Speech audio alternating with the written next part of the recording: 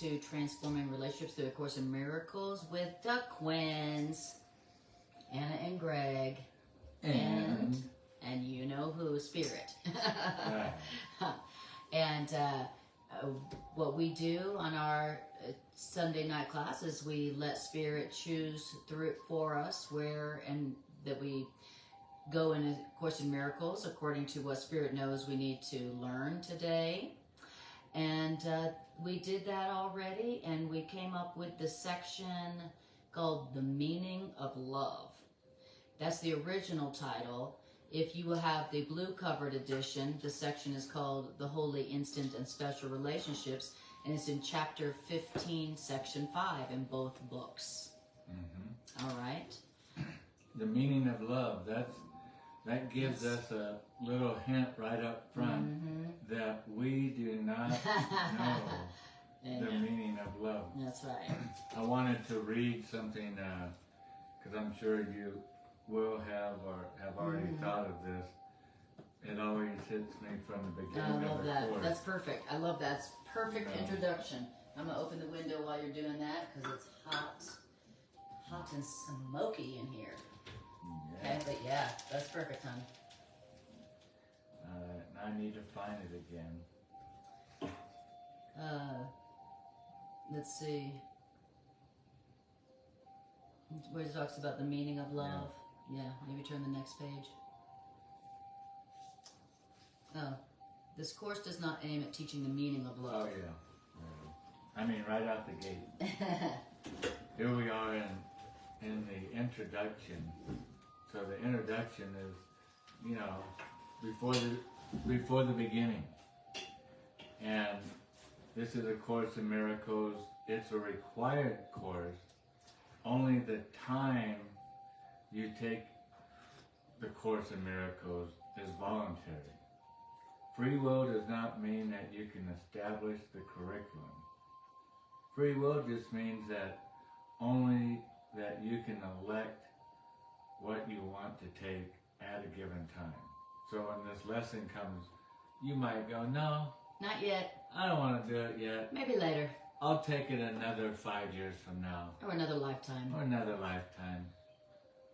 You can elect, I can elect, we can elect to take the lesson at the given time we want. The Course does not aim, and this is what I wanted to read. Very first paragraph, sentence 6. The Course does not aim at teaching the meaning of love, for that is beyond what can be taught. And so here we are.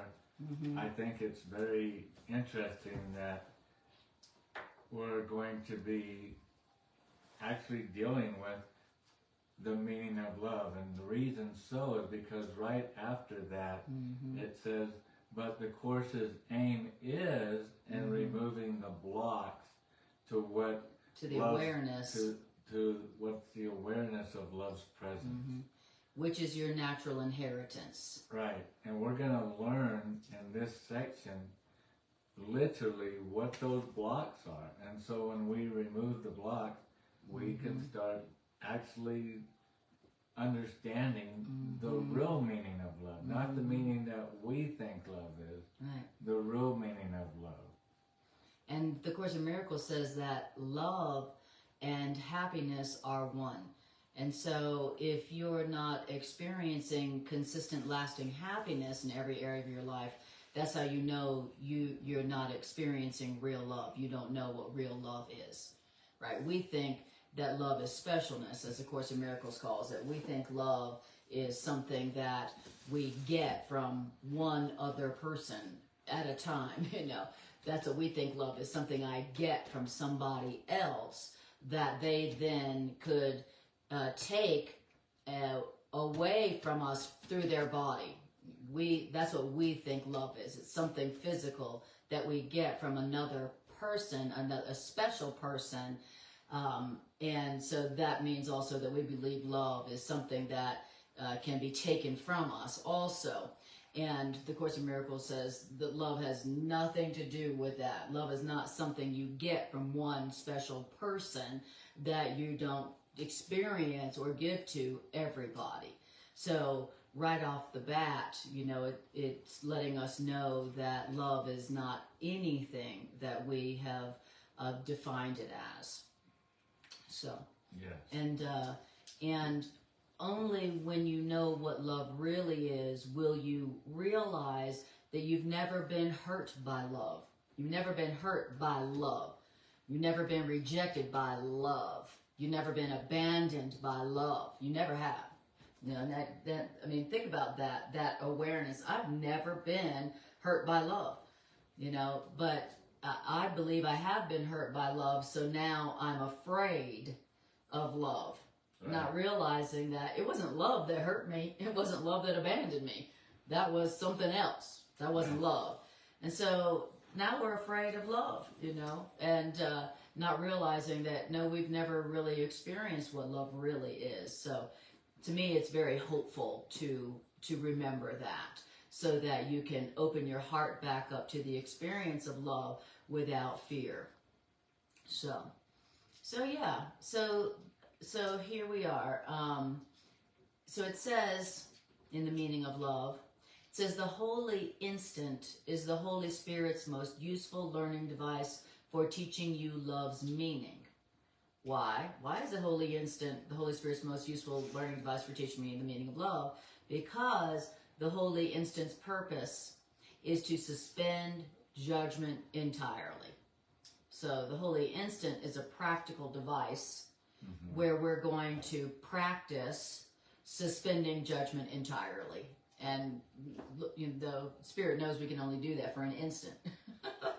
And that's why at the beginning of the course, where the daily lessons, for those of us that practice the daily lessons and read them, start out with this idea that I don't know what anything in this room means. First, it starts out with the idea of the truth be told, that I've given the meaning to everything in this room. And then it slowly moves from that idea to the idea, which is very offensive to us and our mentality, our ego belief system, that I don't know what anything in this room means, or out this window, or out on the street, and it just goes out into the world. I don't know what anything means. Right. And then works us up to, I don't know the meaning of love. Right. And that's why I'm not feeling fulfilled and happy in every area of my life. That's why my relationships aren't you know, ecstatic, you know, because I don't know the meaning of love. But I can't experience the true meaning of love and the joy that comes with it until I say, I don't know the meaning of it. And as long as I believe that love is something that hurts, or love is something that can abandon, or love is something that can be taken from me, or love is something that I can lose, or love is something I get through another person's body, I will never experience what love really is. Right, because you're not doing what love is. That's right. A lot of us believe that, and this isn't like some, you know, Heil Hitler statement, but a lot of us just naturally believe that love is control. And we project that first on the image of God that we perceive God to be. Because God, you know, came up with the 10 Commandments. God, you know, told Noah what to do with the ark. God's always controlling. It's almost as if God's a control freak. The God that we learned about. God being love, then that teaches us love when we look at God through those lenses. That's right. Through those filters. Then it teaches us that God is, that love is control. Yeah. And so then in our relationship, wouldn't it make sense that, well, if that's how God does it, then, you know, if I want to be loving, I need to be controlling. And if they love me, they need to let me control them. Because God controls why? To keep things safe. So all control, Anna, to keep things safe.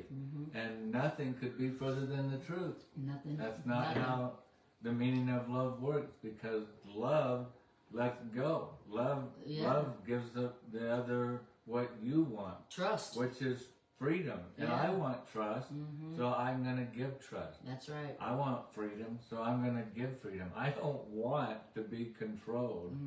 And so why would love give what it doesn't want back? That's the concept of love, is giving what it wants back. Yeah. If, at least, I'm not saying that's its concept in whole, I'm saying that's in part one of the attributes, is love will always give what it wants back, and it doesn't want control.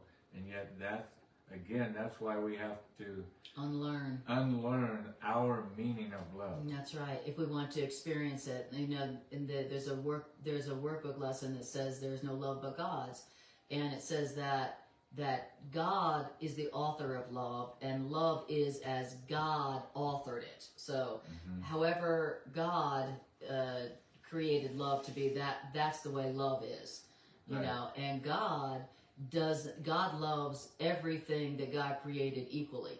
That's what love does. It loves everything that is a part of it equally, fully. That's what love does. Love does not go, I pick you. Thank you. And not just you, but just certain parts of you.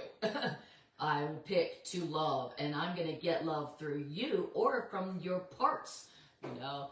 And if you say no, then you don't love me, and now now I'm going to attack. Did you see me do that back step a minute ago where I said, that love only gives what it wants back, and then I backpedaled a little bit and said that actually is not love in its wholeness, only in part. Right. It's one of the truths that it always operates in, is I give what I want back. And the reason I backstepped is because my mind knows now through the Course that love also only sees everything as equal. Yeah, exactly. And that's why love doesn't make comparison. That's right. If I see Anna equal to me, then I'm not going to be making comparison. Right. And judgment is going to be suspended. That's right. Because we're the same. Exactly. I'm going to go around judging myself for having a hair out of place. That's right. And so the holy instant is an instant where you're practicing suspending judgment or comparison completely. And this is how the Course in Miracles begins to teach us the meaning of love. So it has us practice suspending judgment entirely, if only for one moment, because it knows that's all we can do at first, as the way to begin to teach us that we don't know the meaning of love. And only as we suspend judgment based on the past can we experience what love really is. Love is not something that's based on the past. Love doesn't pick certain people to get something from based on your past. And so to experience real love, for a moment, you have to suspend your judgments based on the past. So that you can experience love, which has nothing to do with selection from the past. You know how we're always selecting people based on who did us wrong in the past. It's like, so-and-so did me wrong in the past, and so I'm specifically picking you because I'm thinking that you're not going to do me like that. And so I'm going to make up for what they did to me through you. That is all of that selection comes from judgment based on your past. But love doesn't do that. Love doesn't do anything selecting certain folks based on past to love, to get something from. Love doesn't do that. And when we hear the word judgment, that the Holy Spirit's purpose, our higher loving self's purpose, is for us to come to a place where we're suspending judgment, entirely. And what Anna just described is a judgment of what you perceive to be good. That's right. Judgment's not always, oh, that's bad. Judgment's what I perceive to be good, and then the next thing you know, what I perceived one day to be a good decision to be in a marriage, a year later, the same person, same situation is now judging it differently. Why? Because we haven't learned from the beginning of our walk to suspend judgment entirely, the good and the bad. Right. All of it. That's right. And the reason that the practice of the holy instant rests on suspending judgment entirely is because judgment always rests on the past. Mm-hmm. And the word always is underlined. Judgment always rests on the past. Why is that? That's because past experience is the basis upon which you judge. And we judged wrong in the past, by the way. Mm-hmm. Exactly. Wink, wink. And judgment becomes impossible without the past. Right. So how would you judge good or bad? I want this person but not that person. Mm-hmm. How would you judge that? How would you judge anyone without the past? So that's why the past is the basis. Your past experience is the basis on which you judge. So if you want to have something different from your past, then that comes from practicing moments when you are suspending your judgments that are based on your past experience. Right. Not making your judgment based on the past. Well, I remember when I did that last time, how I got hurt. Not like that, but suspending your judgment completely, which is what I didn't do in the past when that scenario happened last time. That's for sure. I was judging good or bad. The ego belief system doesn't really care if I'm judging good or bad. Mm-hmm. The ego belief system, just in this world's realm, just wants me to make a judgment. That's right. Good or bad. It's like make an opinion. Right, because when you judge something as good, you're implying that means something else is bad. Right. You know, so like it says, judgment becomes impossible without the past, for without the past, you do not understand anything. Like you were mentioning the early workbook lessons, and it's true that without the past, you don't understand anything. It's saying all of our understanding, everything we think I understand. I know why they did that. I know why men are like that. I know how women are. Everything that we think we understand is based on the past. Which was wrong judgment. Which was wrong judgment, as evidenced by the misery that we really found. Right. Even though we were calling it love. Okay? Mm-hmm. So, without the past, you do not understand anything.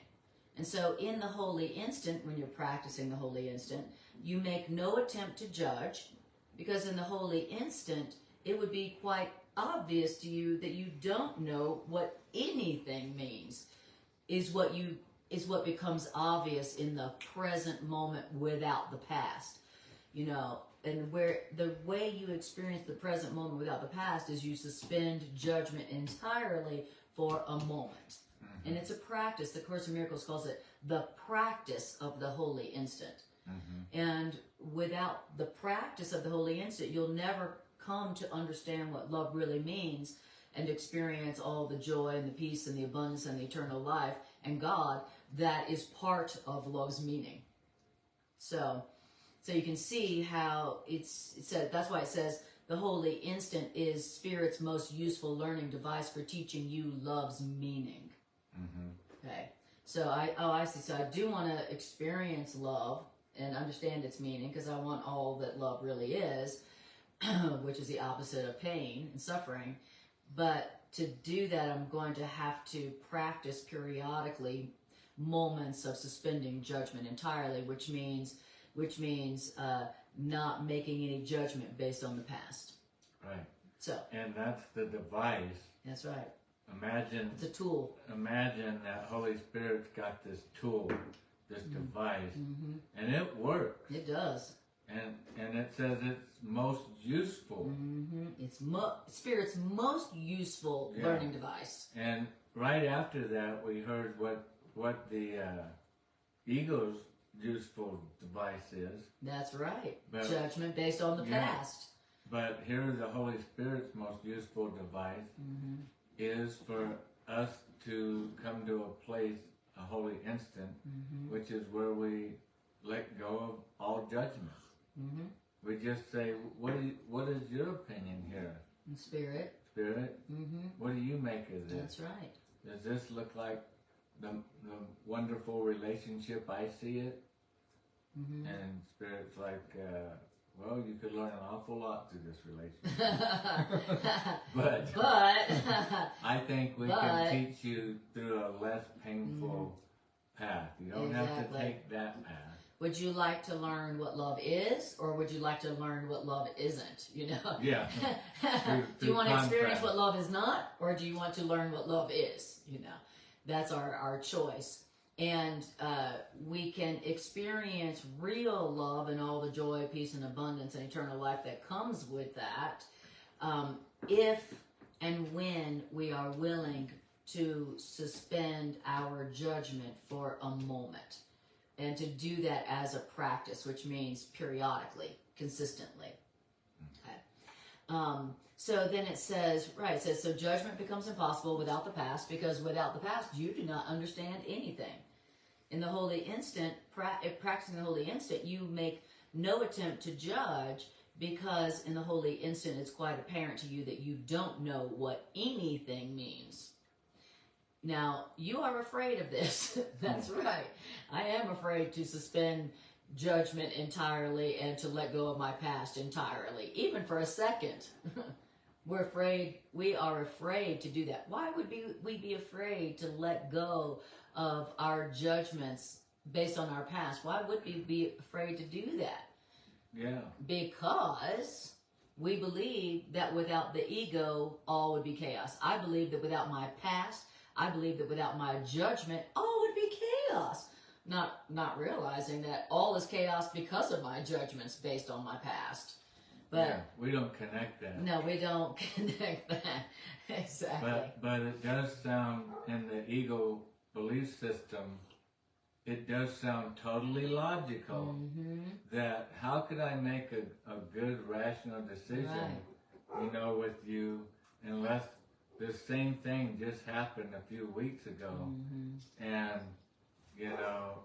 if I don't say something about it, then it will happen again. Yeah, that does seem rational. Yeah. But you're not realizing in that moment that basing your judgment on what I did in the past is actually recreating that past. Right. We don't realize that. Oh no, we don't put that together either. It's so funny. That's we're walking around, and this stuff, once you are told about it through a curriculum that's trying to wake us up, then it is funny, because we're just totally walking around, and these connections are all around us. Well, this is a cause, that's a fact. Right. That's a cause, that's a fact. That's right.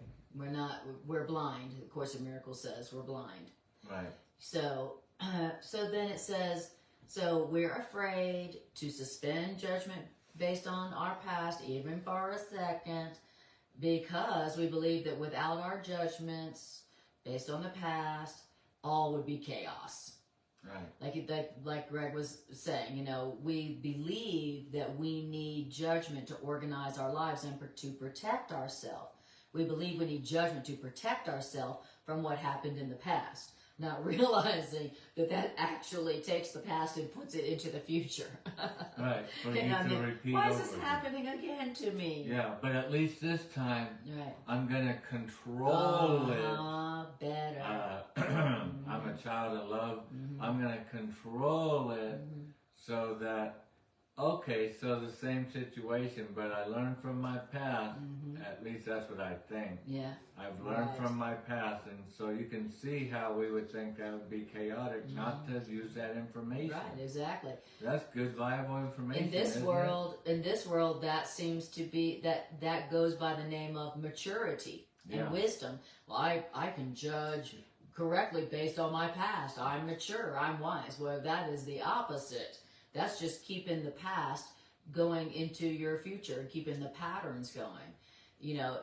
For real, if you want a future different than your past, then you have to stop judging the present according to what happened in the past. Right. That's the only way to have a future unlike your past. Right. We're telling ourselves, well, based on who did me wrong in the past, I should make my choices, about who to pick now. thinking that that'll enable you to make a better choice. But it doesn't, as you see, or otherwise we wouldn't keep repeating the same patterns. Once again, everything in this world's realm is opposite to the world's realm of heaven, which is reality. That's what heaven means, is the world of reality, what's real. Right. And in this world, we think that an 80-year-old guy that has had all these, past experiences, past experience, is wise, but yet it's the child. The child's not sitting there, the little, 8-month-old child figuring things out on the past. It's just, it's always present. It's always present. That's right. And the infant, the child, the baby, is aware that it doesn't know anything. If you don't believe me, just watch when they start learning to talk. What is this? What is this? What is this? They go through a whole phase of what is. Well, we don't do that. What is it? We're past that because we don't ask. We don't need to ask. We think we know based on our past. We're wise in our own eyes. We know. That's right. We know. We don't need to ask for what anything means. And that's why we've heard it said, unless you become as a little child, then you cannot enter the kingdom. And what that means is that unless you realize that you don't know what anything means, and you start asking like a little kid does, what is that? What does this mean? Then you'll never know the real meaning of love. Yeah. When it talks about the kingdom of heaven, it's just talking about you knowing the real meaning of love and you experiencing that as your reality. That's what the kingdom of heaven really means. It's not somewhere you go when you die. It's the world you experience when you realize you can't die. That's what the kingdom of heaven really is. The Course in Miracles says you are the kingdom of heaven. Right. So, which is to say you are the equality of God essence. You can't die. Why? Because God can't die. If you could die, then the essence of God could die. That's right. Because we are the offspring of life. That's right. Which is what God is life. That's right. And how could life die anyway? Then it wouldn't be life. And the Course says also that God is love. And so, what is love? It's whatever God is, Yeah. Whatever God is, whatever God does, that's what love is. Right. And so it's, for one thing, it's going to be universal, okay? And that is not our definition of love, A love is something we get from one other person, I'm going to get some love from you. You're going to love me. And but love knows no bodies. Love is universal. Love gives itself to everyone equally forever. Is that what you do? Is that how you love? Not yet. Yeah. Not yet. Yeah, later in this section here, hopefully we get to it, it talks about God specifically saying God loves all your brothers and sisters and you equal to you forever. That God doesn't love one, favor one over another. Yeah. And that's why I believe some of this, what we would call the saints of old, the prophets of old, had to leave because what the tendency of the sonship is to elevate. Because that's to make special. To make special. Right. You're different than me. Oh, prophet Isaiah, we're going to put you up on a pedestal and you're now greater than the rest of us. Well, that right there that's not how God loves. Is sabotaging love. Because love is not unequal. Love is equal.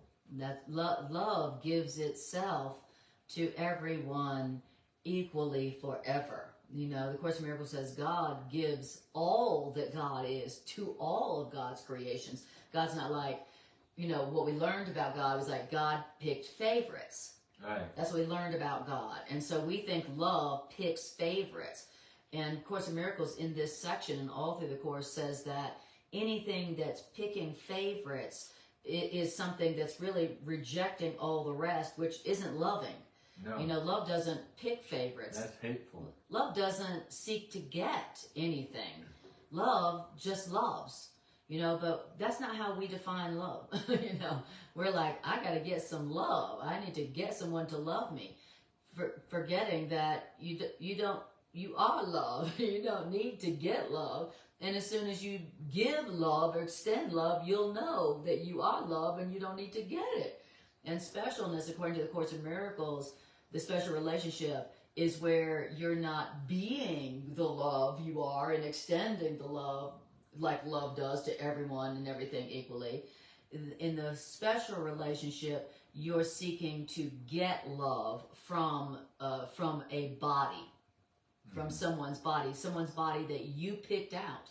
I picked you, right? To love, and all, which really essentially means all the rest of creation I reject, you know, and I pick you to get some love from. So.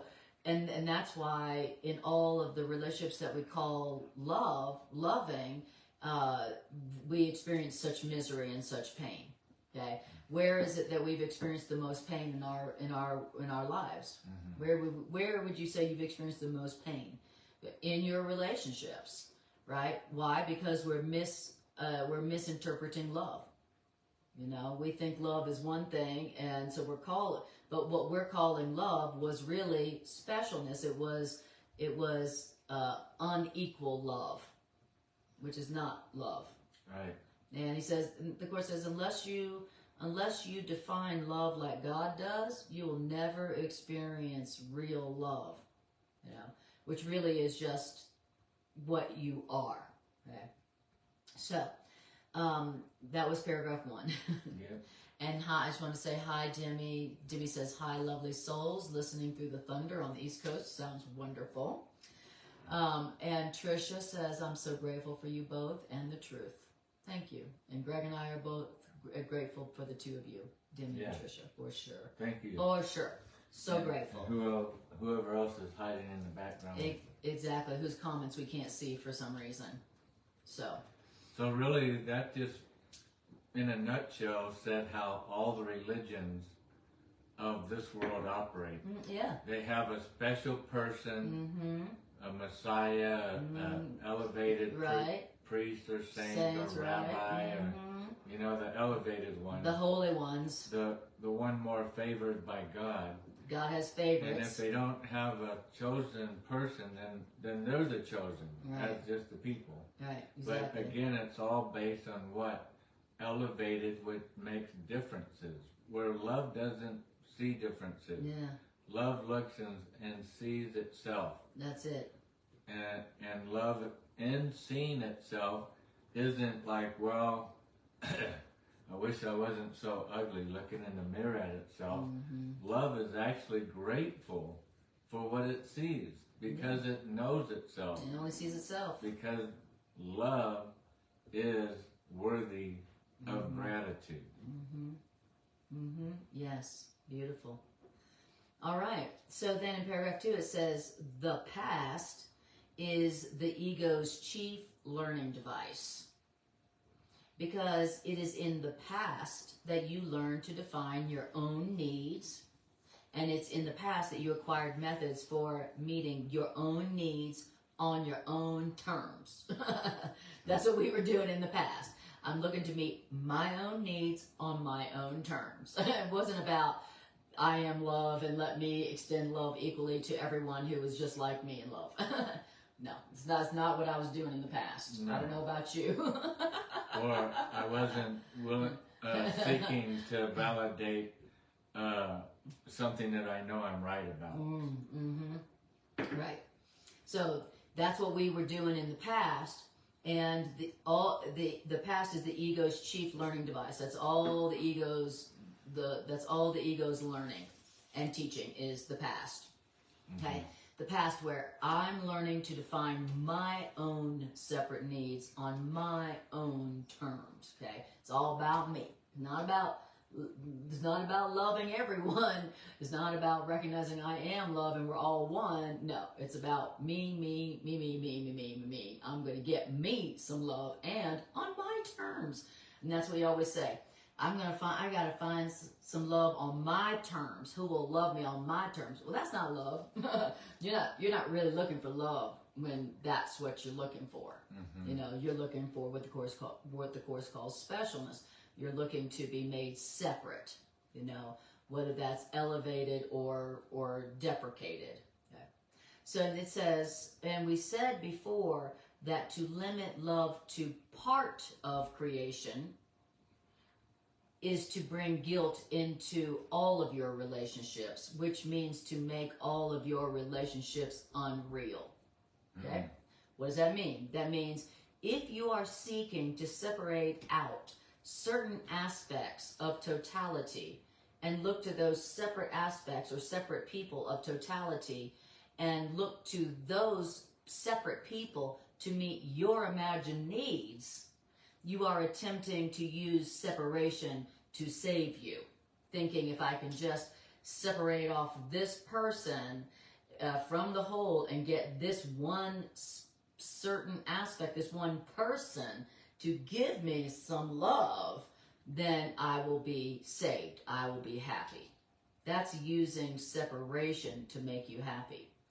Okay. Or to just anybody in general, like a TV star, a rock star, mm-hmm. a politician, or money, power, fame, physical pleasure, or a certain group of people mm-hmm. at your office, or a certain place. You treat with greater mm-hmm. respect than another certain group of people. Mm-hmm. We're always trying to separate, but again, we've been taught to do this.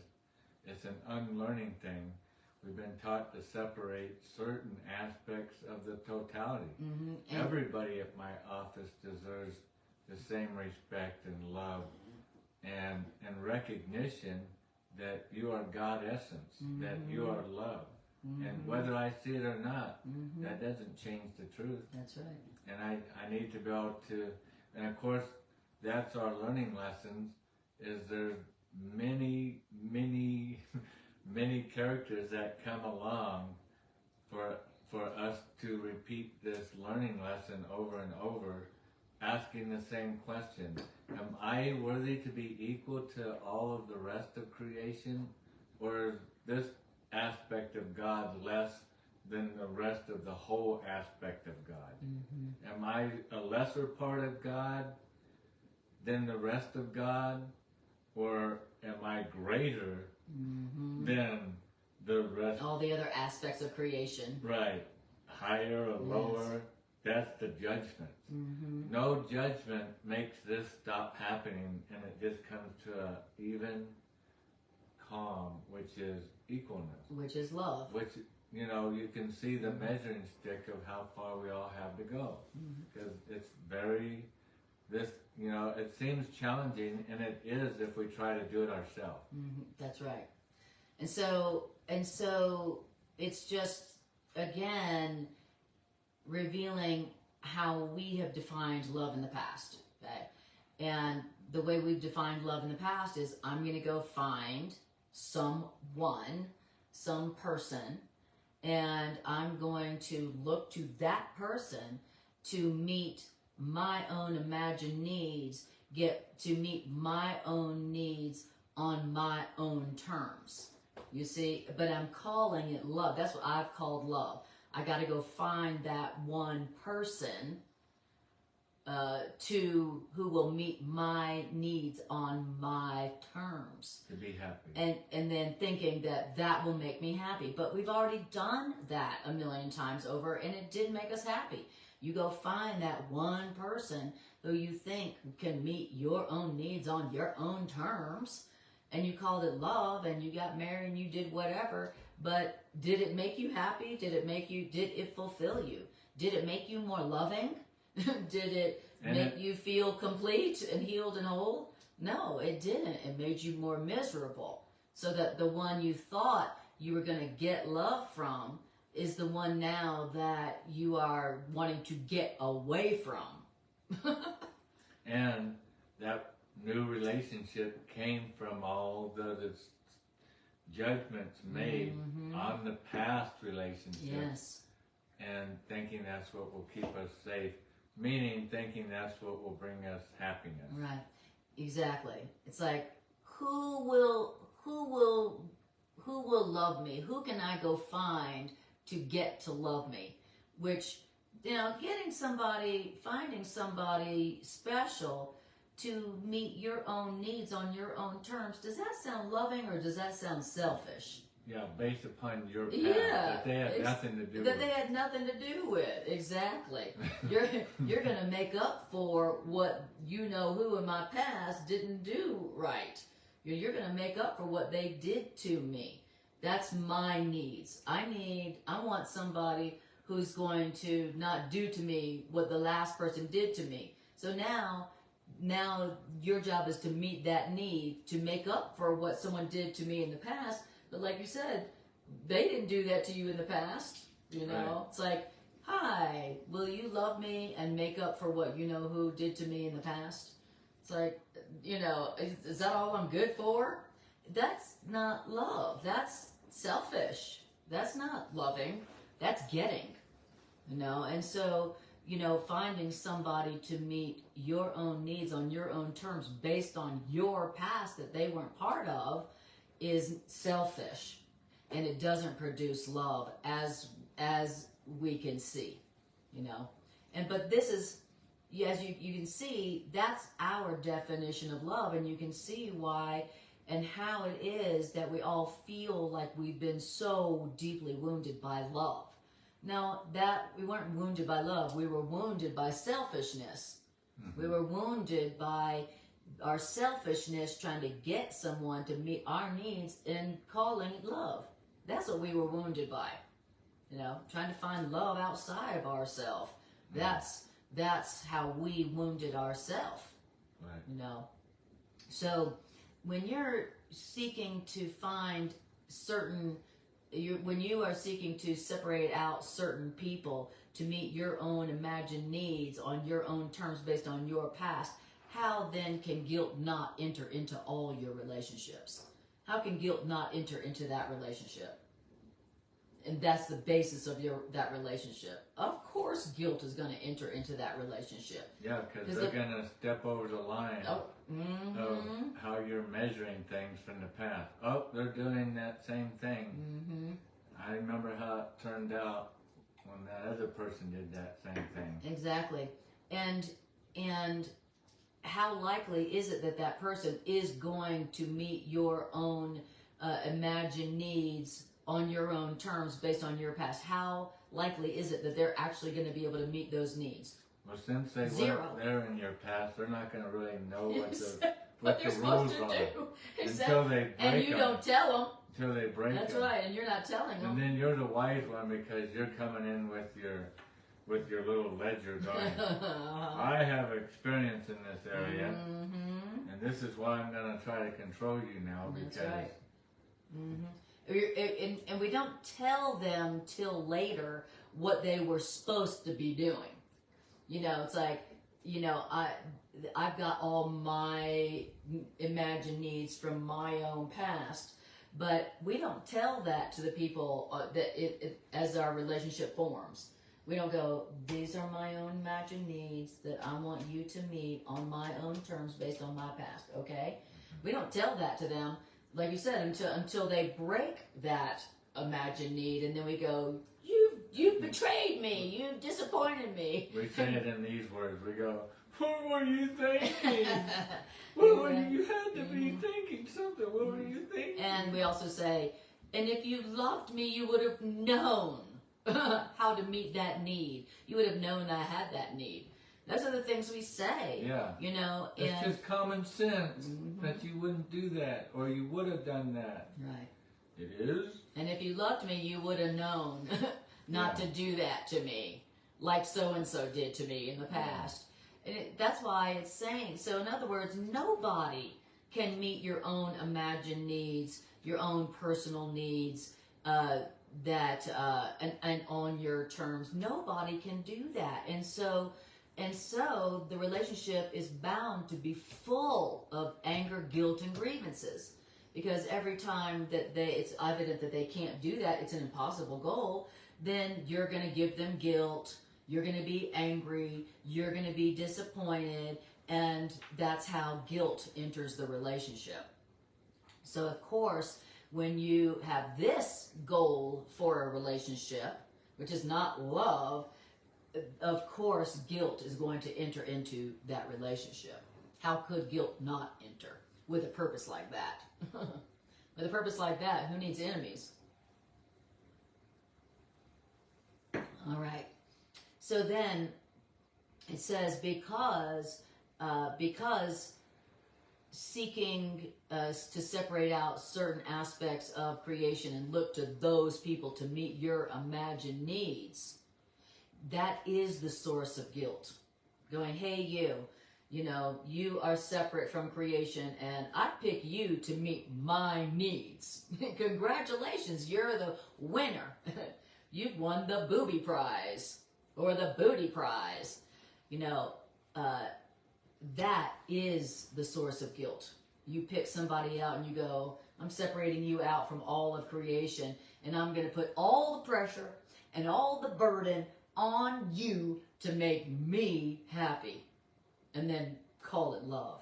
And then when that goal can't be accomplished because nobody can fulfill that, you can't experience love through that, then you're gonna give guilt.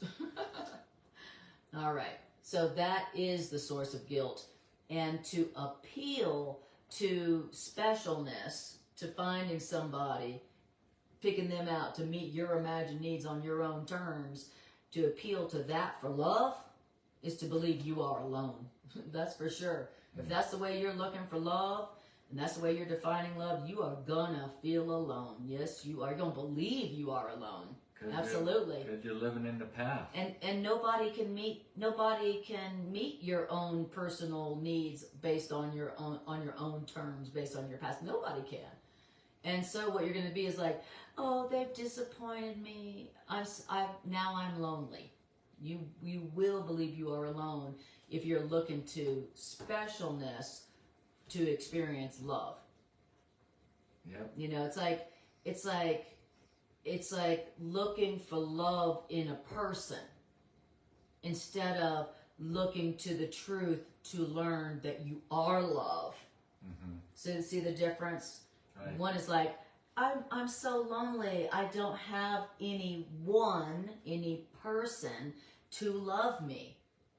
You know, looking for love it's bound to make you feel alone, even if you think you found that person to get some love from. Yeah. Again, another trick of the ego belief system is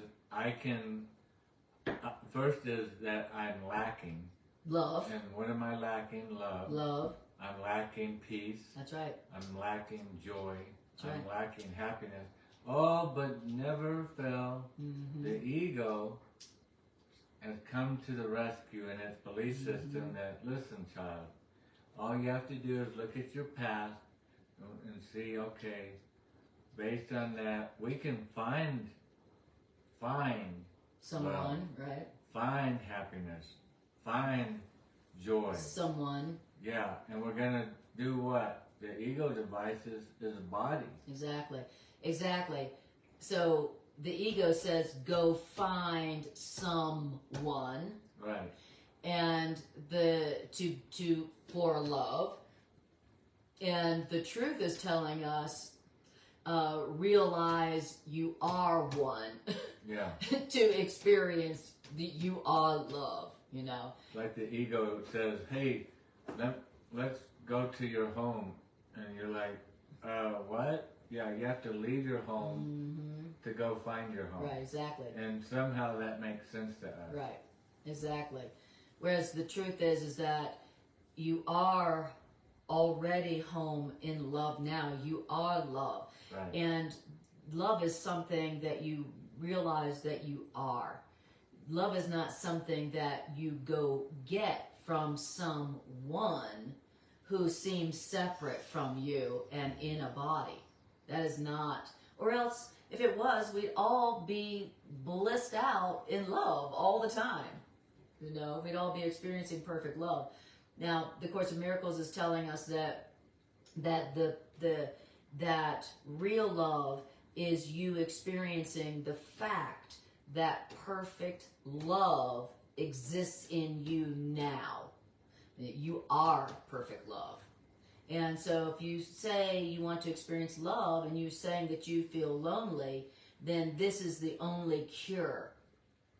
Going and finding some separate one to meet your own imagined needs on your own terms based on the past, that is to make yourself lonely, you know, in the name only of love. But to go look for love outside yourself in a separate person, that is to make yourself lonely. The ego tells you that's to go find love and that will be the end of your loneliness. No, that is loneliness. Mm-hmm. Because you'll find someone and all it will be is disappointment, because that's an impossible goal. Okay, because you can't separate someone out from totality and get some love from them. It doesn't work like that. All right. Demi says, Trisha says, I am done finding or looking for another. None's the word. Demi says, we are love, but our ego says, hurry, go get it, go get it. You get it, exactly. Our ego says, go get it, right, from someone, right, which really means through a body that you picked out. No. Or a thing. Or a thing, you know, person, place, or thing. I'll get my happiness through this house. That's right. Through this vehicle. Exactly. This new job, this person. That's right. And I'll have a special relationship because now what God did, mm-hmm. which was already give us love, peace, joy, happiness in us. Mm-hmm. The ego's tricked us to leave ourselves and go find it. Mm-hmm. Leave home, oh prodigal child, and mm-hmm. go find your joy outside of the gates of who you are, right. Only to seek and not find.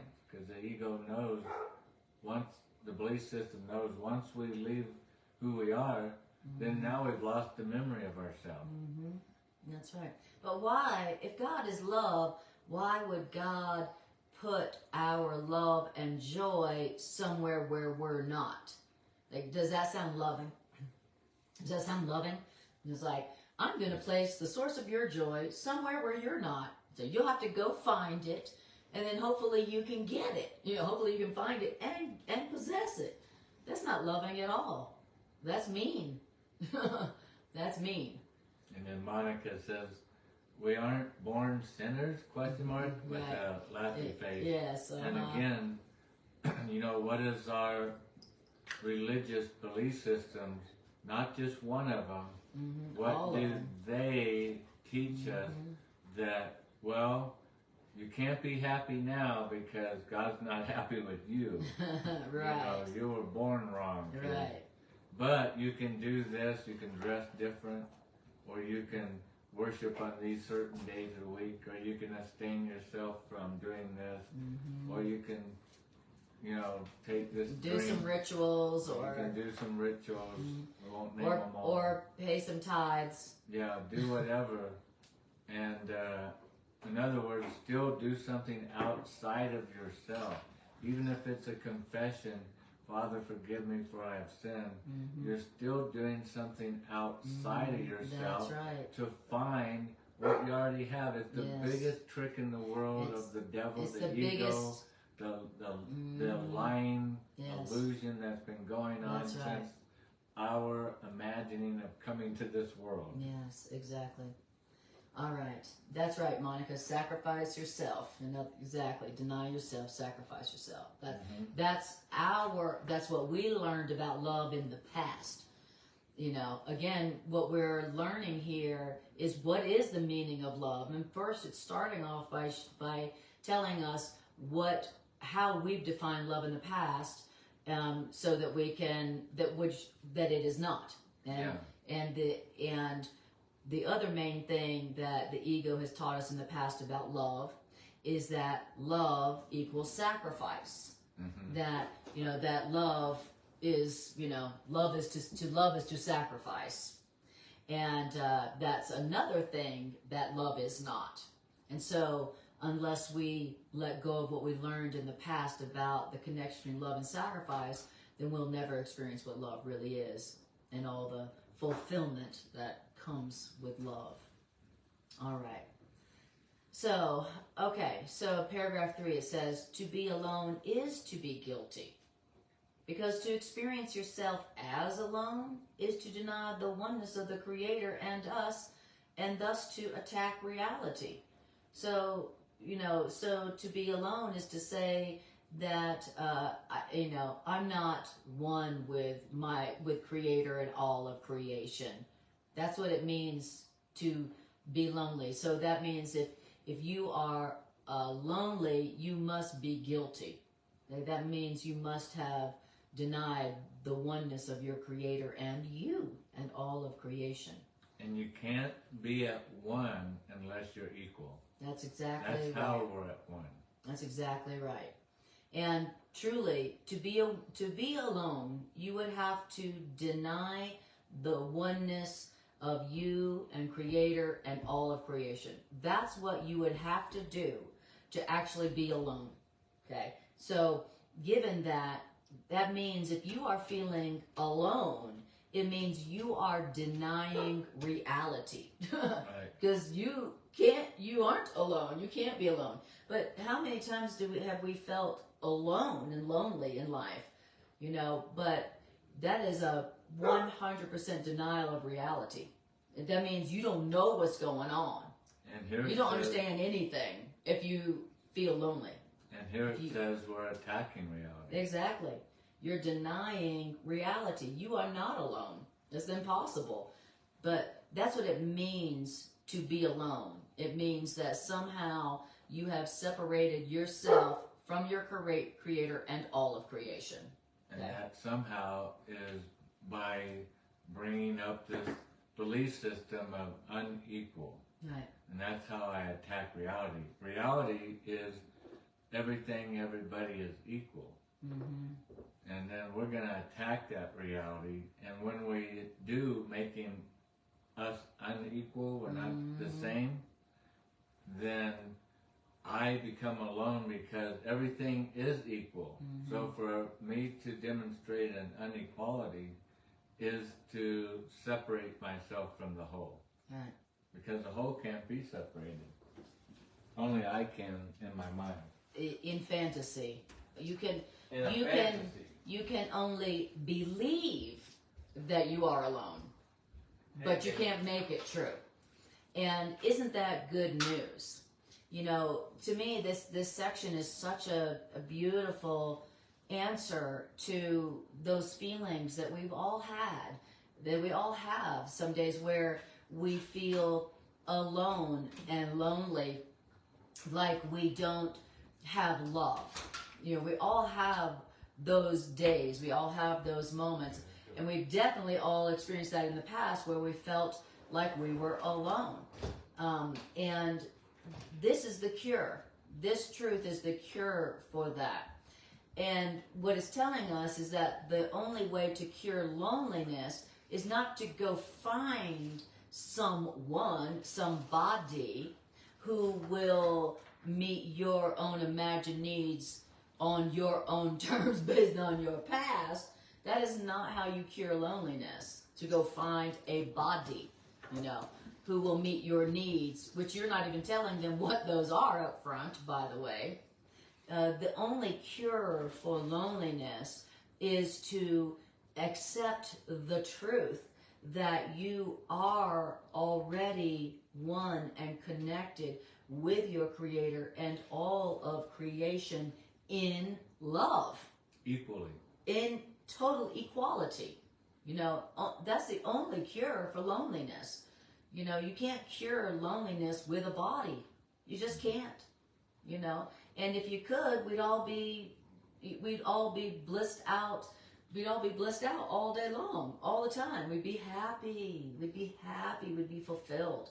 But we're not, because we're trying to cure our loneliness, our illusion of aloneness with a body that we select based on our past. Something outside of us. Yeah. And he says you cannot love parts of reality and understand what love means. It's like, I pick you for love, right? If you can't pick, you cannot love parts of creation and know what love really, understand what love really means. Why? Because if you're going to love unlike to God, God who knows no special love, then how can you understand love? If you're going to love unlike God, you are not going to understand love. And God doesn't pick out certain bodies, certain people to love. You know, God doesn't have favorites. I know in our spiritual scriptures, you know, it seems like God plays favorites and God has chosen people and God has favorites, but that's not the truth about God. That's a projection on God. We play favorites. We have special love, right? And we've projected that onto God, but God, despite what we learned about God from our religions, God does not know any special love. God doesn't love any of God's creation any more or less than any other of God's creation. You know, that's how God loves.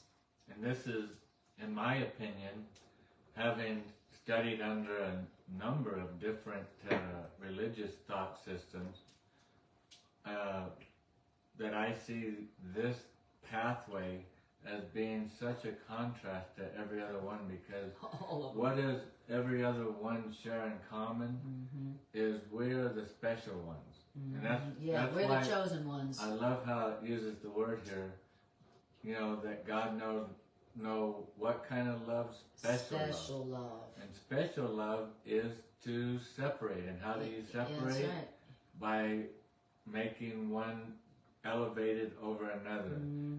This is my only begotten son. You know, as if all the others children are imbeciles or not loved. They're retarded. There's only the one beloved Right, son. exactly.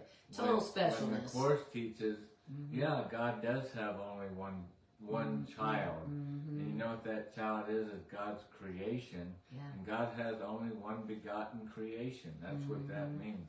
God has only one offspring. And what is that offspring? Goodness. That's us. That's us. As one. What is that offspring? Love. Yeah. And that's us. And that's us. All and of that's us. each other. Exactly. The Course says God knows us as one. Like, God doesn't see billions of separate bodies. God literally, the Course, like Greg was saying, the Course says God has one child, one son, and that's us. God doesn't see us as separate children. Oh, there's Jimmy, my favorite. Exactly. Oh, he's getting a scholarship. Did I tell you about him? He's going to UCLA, and man, he is on track. I'm telling you, he's special. Yeah. He's a special boy. Now, my other boy. Oh, well, whatever. I don't know what we're going to do with him. He can't get out of bed in the morning. Exactly. Got a real problem trying to find a job. Exactly. I don't know what went wrong with him, but you know. God doesn't have any black sheep. No. In the family. At all. Like, well, that's None. the black sheep. Exactly. If you're going to love unlike to God, who doesn't know any special love, then how can you understand love? Right. So. Exactly. If we can't start getting that concept, because we're like, well, there's got to be a Judas in the group. Right. Somebody that's a betrayer, you know, and so we have the right to de-elevate and not have equal with the rest of us. That's the lie. The whole lie from the garden was, what could I do to be equal? To be like God? Well, you can eat this apple. And it wasn't the apple, it was the lie. The lie was, and still is, you're not equal. And then you try to go outside of yourself to make yourself equal by doing this ritual, that task, you know, acquire this amount of wealth or whatever, even live on the streets to demonstrate you're not equal. We all have that secret agreement, as the Course calls it, to be not equal. Right, that's right, exactly. So, yeah, and so to believe that special relationships with special love, with special bodies, and to believe that that can offer you love is the belief that separation is happiness. Okay? Right. It's to believe that specialness is love, you know, and getting someone to make you special, you making someone special really means making them separate. And the thought that it says, and that to believe that a special person who gives you special love can offer you love is to believe that separation is salvation, you know. In other words, that's to believe that to make yourself alone is love. That's what that means. To make yourself alone is love. Right. That's what we believe. And that's why we believe that love hurts. And that's why we believe that we've been wounded by love. And that's why we're afraid of love. And really, in such an easy concept to grasp now, we have been taught and we have bitten the bait. We've been reeled in by this belief system. We bit the apple. Yeah, we bit the apple. We've been reeling in this belief system that love separates. Love separates because for you to love, you need to betray the rest of mankind that doesn't believe the way you do. And so love expects you to separate to join. That's an oxymoron right there. Right, and as we define love. We don't get it, Right. how retarded that concept is. How impossible. Is that love would want you to separate and divide and divide and divide. Oh, you're a Catholic? Oh, Right. you're over there. Oh, You don't you're a deserve Jew? love. You're over there. Oh, you're And I can't experience Christian, love you're with over there. you. Oh, you're Islam. You're Muslim. Oh, Right. and just one Yes, slice. That's right. You're Mormon. Oh, okay. Right. And separate. That's how love would operate. Is separate. Where love is all about union and joining. That and equality. How can you have love when the very first step in the direction is to separate? Exactly. That's the opposite of what love does. But That's yet right. we've been taught, well, that's the direction in love. And you'll eventually join and unite, but you have to start out separating. Wink, wink. Doesn't that make sense? Exactly. Come on. It'll And be fun. you think about it, you know, religions really are based on that. The religions as we know them, it really is that love comes from separation. You know, when you identify as this religion and not that religion, oh, that's going to make God love me more. You know, or, you know, religions like love is special, love is different. You know, God only loves these people. God only loves these people. Or God only loves you when you fill in the blank. You know, meet God's special needs, right?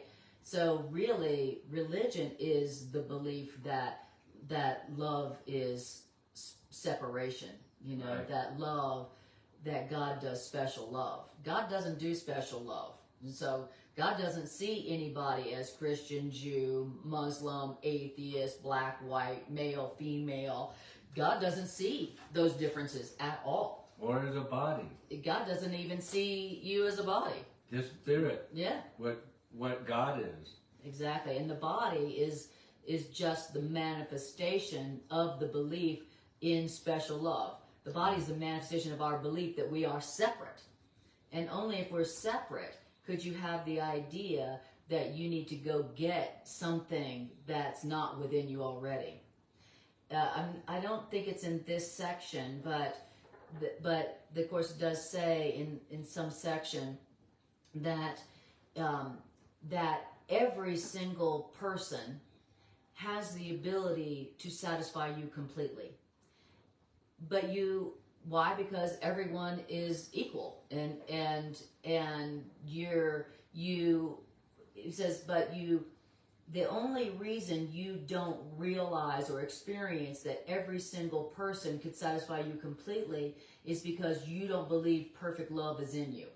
Once you understand that perfect, which means complete love, exists within you and as you, then every single person that you meet, you will feel completely satisfied with. Because you're already completely satisfied. Exactly. When you're already completely satisfied, you are completely, everyone satisfies you. Everyone makes you happy. Mm-hmm. Right? So, so that's what we're talking about here, and that's the experience of love. Mm-hmm. That's what love is. You knowing that perfect love is you and is within you.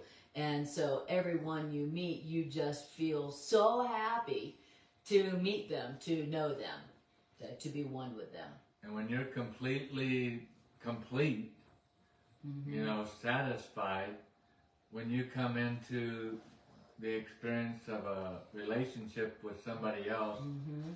there's no getting energy at all, because a fulfilled being doesn't need to get. Yes, exactly. And so I don't need to take from this relationship. Yes. Meaning, how would I take from it would be to elevate myself above you. I'm the chosen one here. I'm the special one. You're not. I'm the special one. I'm more loved by Creator than you are. And here's my list of reasons why. Read them good. Here's exactly. Memorize them. Yes.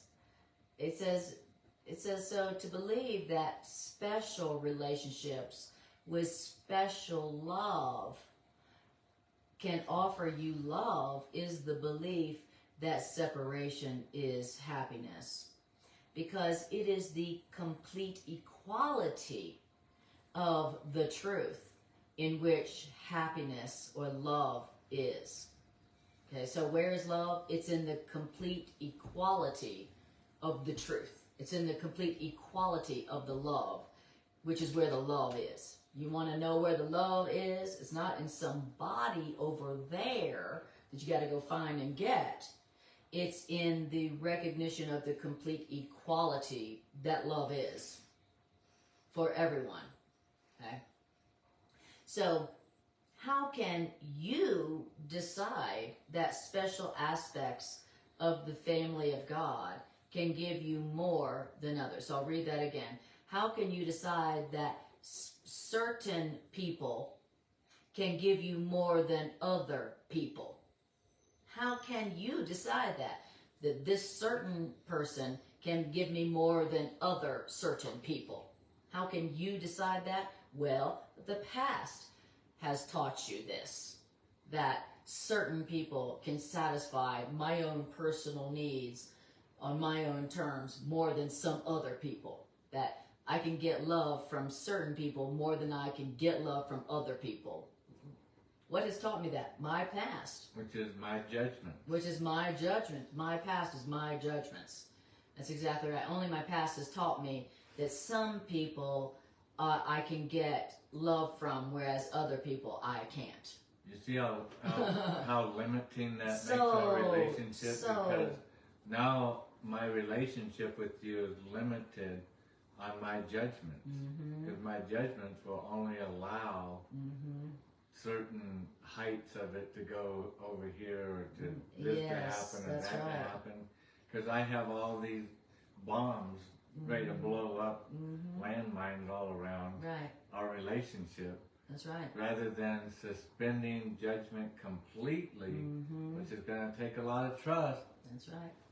And we are surrounded by beings that we could experience love with. But we have decided, based on our past, I can only experience love with that person, someone who looks like that. And so talk about limiting. I have literally just limited a universe of experiences of love, with beings all over the world. I've just totally limited that to this person who looks like this, who's this age and has this and has that, da da da da da. So I've just narrowed down all these loving experiences I could have, for one specific person.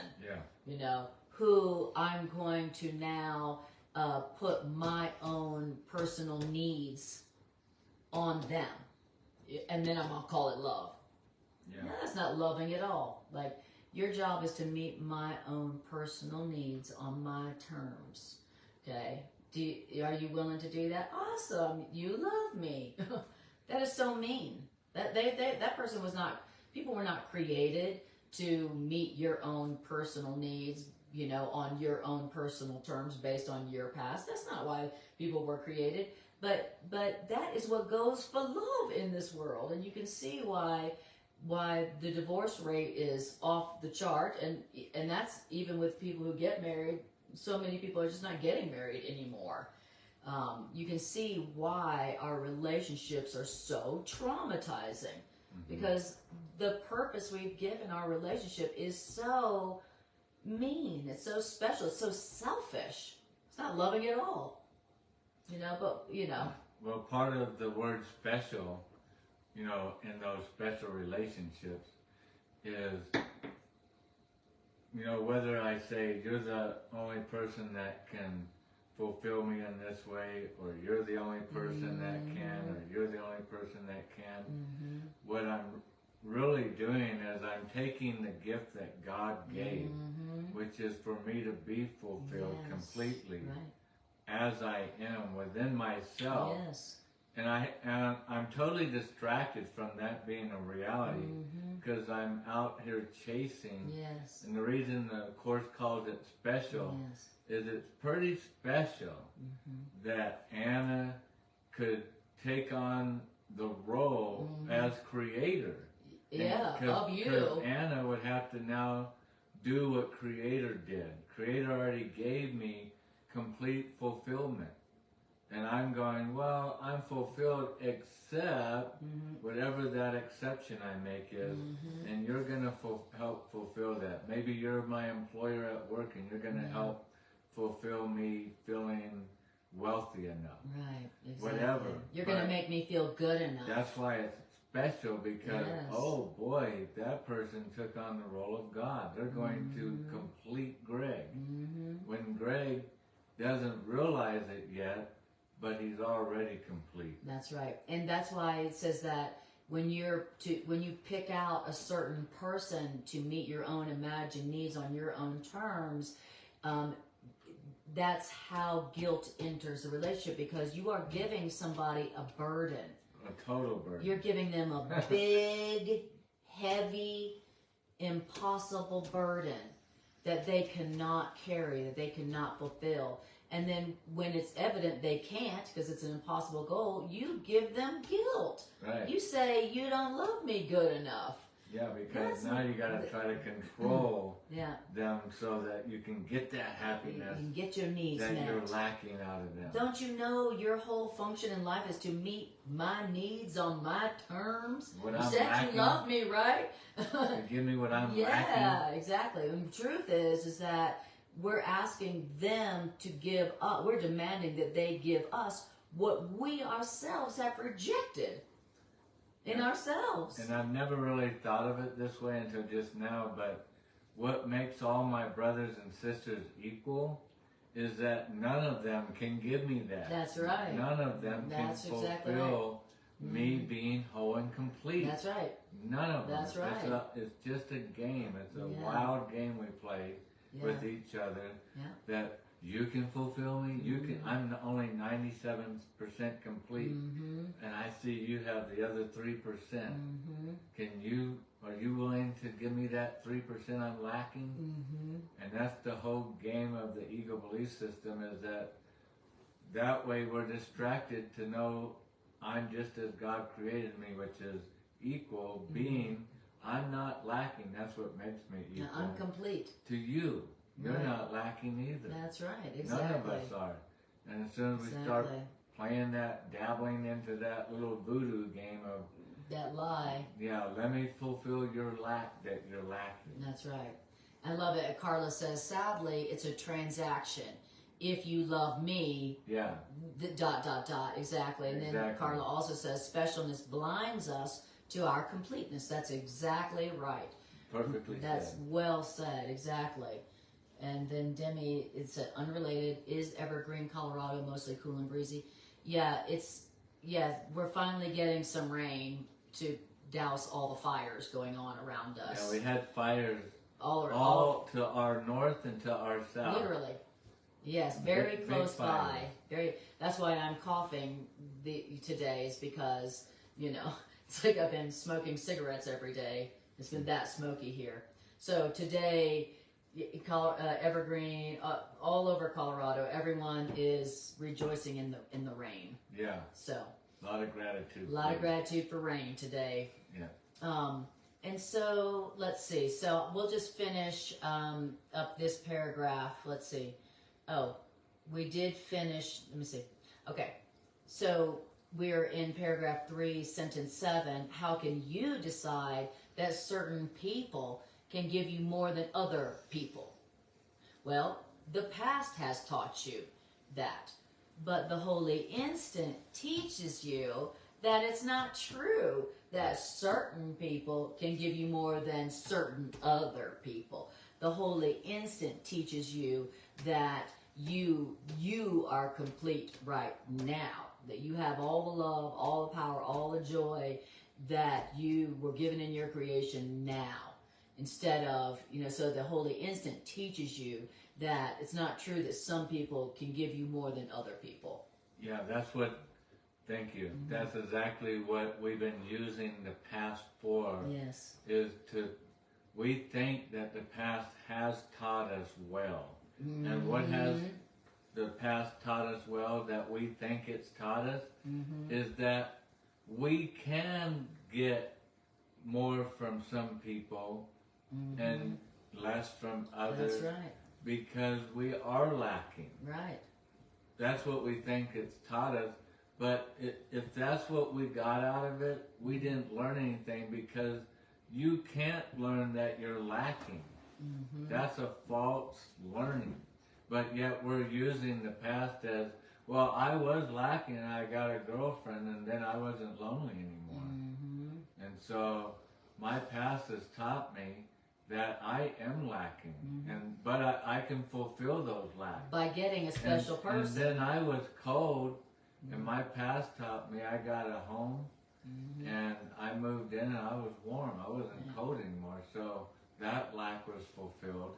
And that's what I've been using my past for, is thinking that it's teaching me that I'm lacking, and that it works. But that I can go outside of myself, and it works. It worked that time. Right. I haven't been lonely since I've been married. But the Course says that's a dishonest recall, because that's not remembering accurately, because when you did go get someone to solve your loneliness, your loneliness only intensified in that relationship. Then now you're in that relationship, and now you're feeling lonelier than you were before. Yeah, you go on a trip for a week.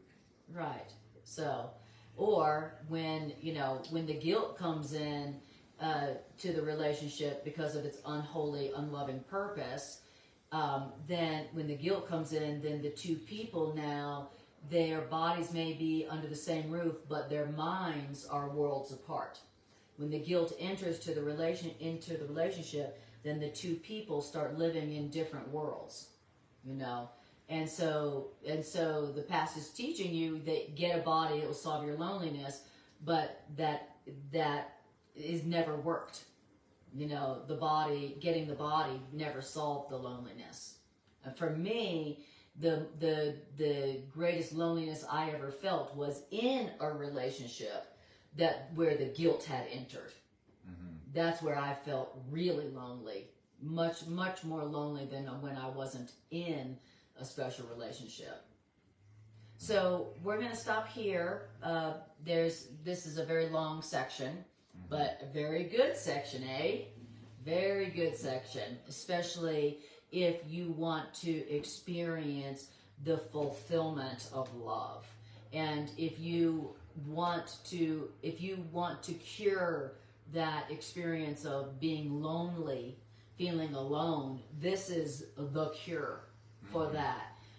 Or if you just want to experience the fulfillment of love within yourself without having to go find it in somebody else, this is a great section. Yeah. And this also is the healing of all relationships, because it's that purpose from the past. I'm going to get someone to make me special. It's that purpose that puts all the guilt into your relationships. You know, you putting your special needs on your own terms from your own past, you putting those special needs on them is what's making the relationships full of guilt and anger and grievances. And so if you, this section will help you take all all those demands off of your relationship, which means it'll take the guilt out of your relationship and allow you to experience the real love that is there, that you could experience. So kind of practical. Yep. If you're in a relationship. All right, guys. Thanks for joining. Thanks for watching. We appreciate you so much. And thanks for all your comments. Yes. What does Tricia say there? Oh, Carla says, in some relationship teachings, that is creating your perfect partner wish list. That's right, exactly. That's right. Calling in the one, the special one. Yeah. Right, exactly. It's like, you know, I'm going to make a list of the person, what they need to have in order for me to give to them my list of special needs, my personal needs. Your wish list. My wish list. Here's my list of personal needs that I would like for you to fulfill on my own terms. Here's my ingredients for me to make myself complete. Yes, exactly.